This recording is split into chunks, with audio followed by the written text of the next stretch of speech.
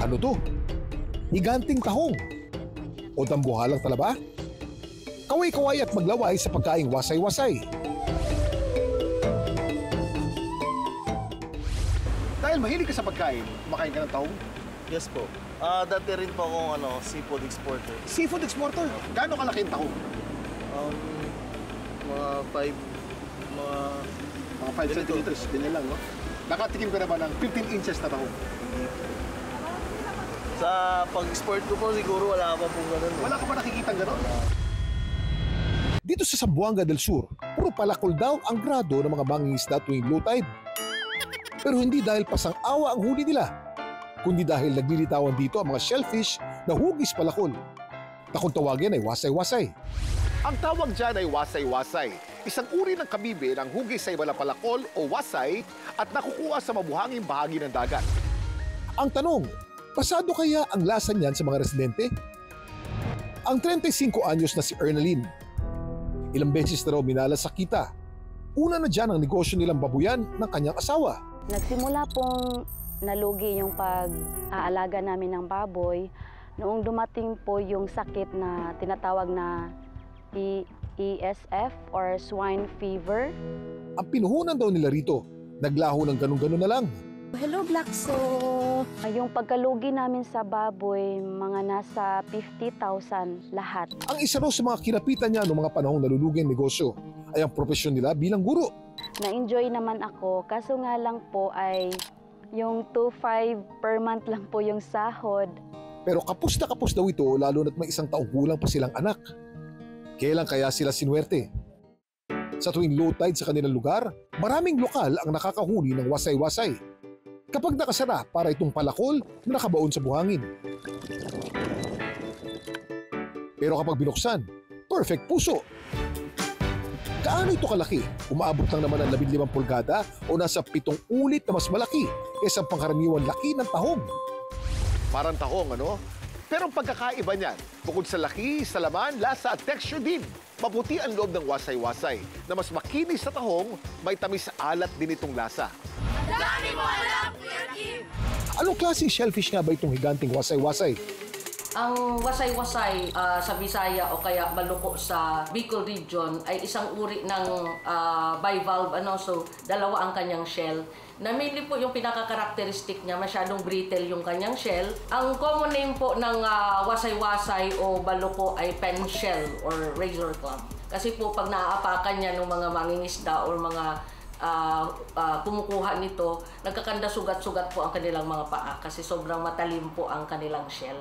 Ayon sa paniniwala ng ibang kultura, may taglay daw na swerte ang mga clam o kabibe dahil sa pagkakahawig nito sa lumang barya ng China. At ang paniniwalang yan, tila nagkatotoo raw kay Ernaline. Mula raw kasi sa kamalasan nila sa kita noon, tila naging instrumento ang wasay-wasay para sila'y swertihin.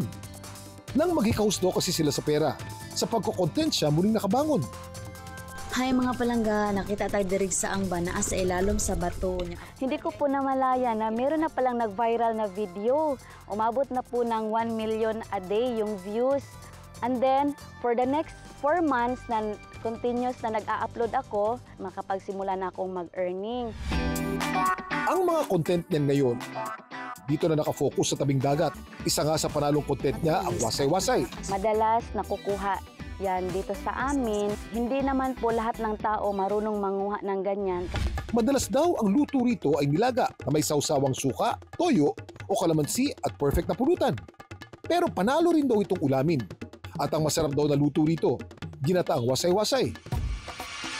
Dahil sakto naman low tide ngayon, ito at mangunguha raw si Ernaline ng wasay-wasay na kanyang lulutuin. Gamit ang itak, bubukalin lang ang mga wasay-wasay. Nakakasugat ang shell nito kung hindi sanay sa pangunguha. Pero ang pagkuha nito, hindi basta-basta. Kailangan din maging maingat dahil sensitibo ang tirahan nila. Madali lang daw itong linisin. Gaya ng tahong, alisin ang bahaging ito. Tapos niyan, diretso na tayo sa lutuan. Ngayon ay magluluto tayo ng adobong wasay-wasay na may gata at pinaanghang.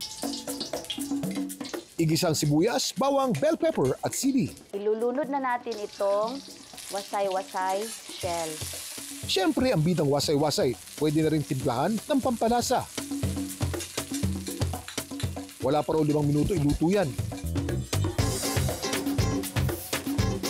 Okay, suluyan na natin yung ating gata. Sarap naman ng tanghalian.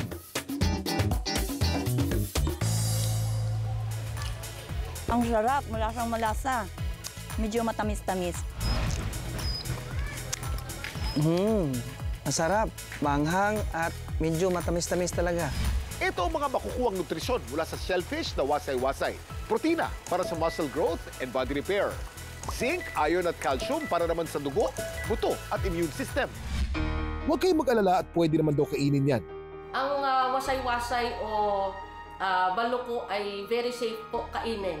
Except in during the times na meron tayong tinatawag na harmful algal bloom or red tide. Kasi since sila nga ay filter feeding organisms, naiipon din po yung mga red tide causing organisms kagaya ng pyrodinium. Kung titingnan mo sa dagat, parang wala lang. Pero kapag dinugkal mo na sa ilalim ng buhangin, ay meron palang wasay-wasay. Palakol man ang korte, hindi ka ibabagsak nitong wasay-wasay. Sa lasa, sustansya, pati na sa mga content sa social media, swerte ang dala with flying colors pa.